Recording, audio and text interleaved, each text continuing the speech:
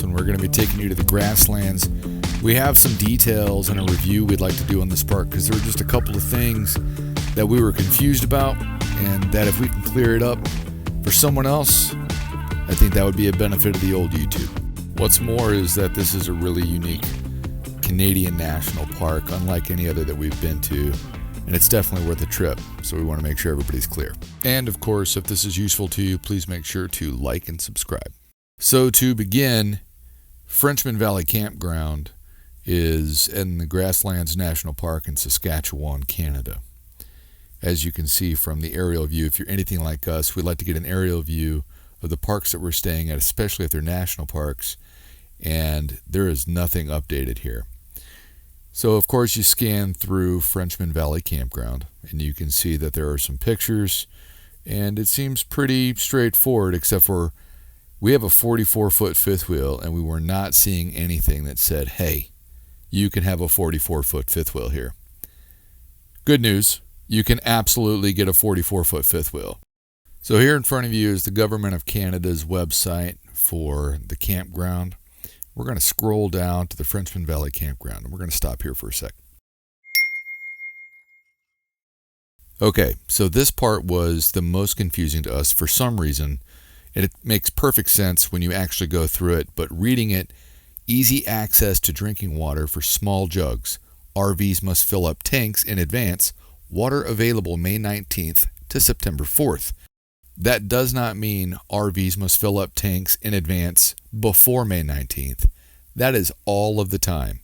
You must fill up your tanks prior to arriving to the park, no matter the time of year. Thankfully, we did interpret this correctly, and we decided to fill up. But in order to fill up, you have to fill up in a town called Val-Marie, which is about 31 minutes if you're driving at regular speeds.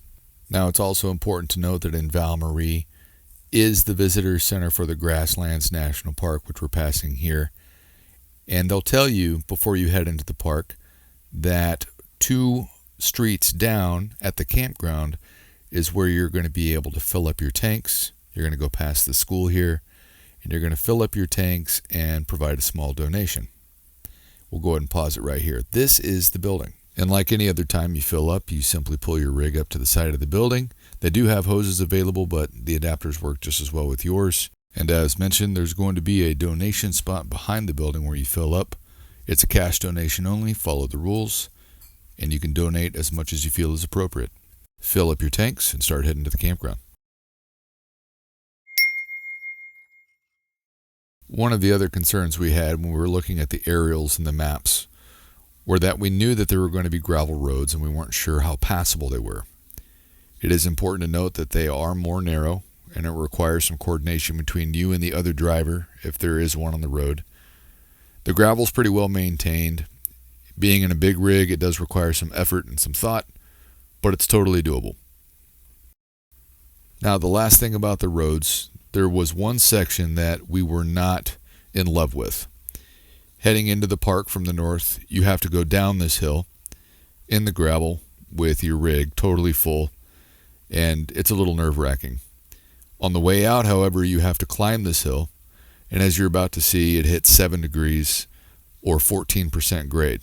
Now, we've already dumped, so we're not pulling up a super heavy rig, but it is gravel, so it requires some focus, and it was a little nerve-wracking. Just a heads up. All right, now I'd like to walk you through the campground. This is our pull-through site, F19V, plenty of room. This is the other side that gives you an idea of what the other campsites look like. We were definitely the biggest one there. You have 30 and 50 amp power, and we're going to walk you through and show you some of the other sites. Here's FV20. Now, when you go to the Canadian website, which we're going to do right now, we're going to go ahead and show you that when you select these sites on the website, it'll give you information on the right-hand side. It has 20, 30, and 50 amp power, and you'll see that trailers or motorhomes over 35 feet. Well, we're nearly double that at full length, nearly 60 feet connected. And it says the same thing here for FV20 and many of the other sites. I would play it safe if you're a larger rig and choose one of the pull-through sites shown here, FV15, 17, or 19. Again, we were in 19, plenty of room, ample space. So as we walk down, we want to go ahead and show you that we found out this is the water spigot that people use, and it is in fact only for small jugs. You would not want to fill up your tanks here. And they even have a sign here that shows a glass or a small jug of water. Very simple. You have an information center as well as a drop-off for payment. If the visitor center is closed, you're able to check in. The office has a phone. We saw Starlink up here on the right. We did not see any Wi-Fi connection, however, while we were there. For your small jug containers, they want you to dispose of your water, otherwise known as gray water. Here, you do have recycling and trash. The office is open from 2 to 7, where they have rangers come by and they're able to help you either set up your location, check in, set up events. As you can see, there's a nice concrete pad here.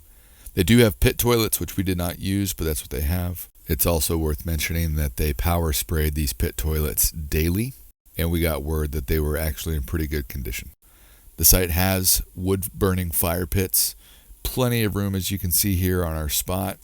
They do let you know exactly what the fire danger for the day is, because it's important you're out on the prairie. Here you can see on the right overflow parking. These have no electric, no water, no sewer, but it is pretty expansive. So if you really wanted to rough it and you wanted to come out here and enjoy the beauty of the prairies and the night, the days that it has to offer, the animals and wildlife, there's plenty of room. And then finally, our last pro tip is, where is the dump station? So when you leave the campground, you're going to make 2 rights. And if you're not looking for it, you can certainly pass it. There's a small sign, nothing else really standing out. It's at ground level. There's no water spigots, no running water. But it does everything that you need it to do for a dump station. We were able to dump and head on our way.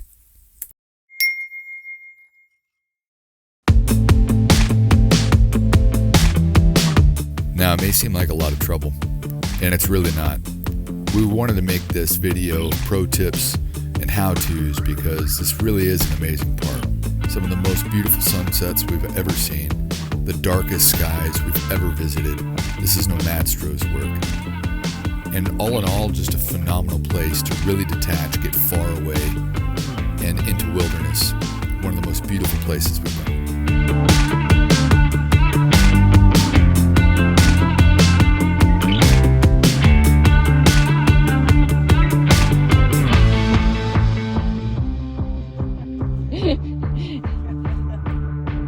You're an idiot.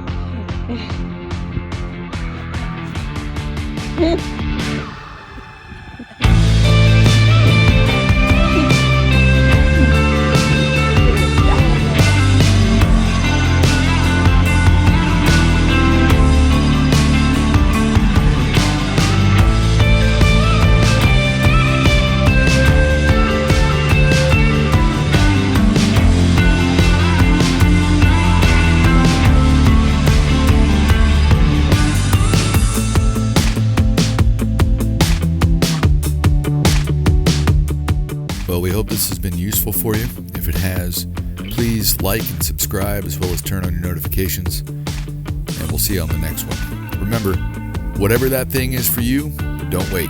This is not a trial run.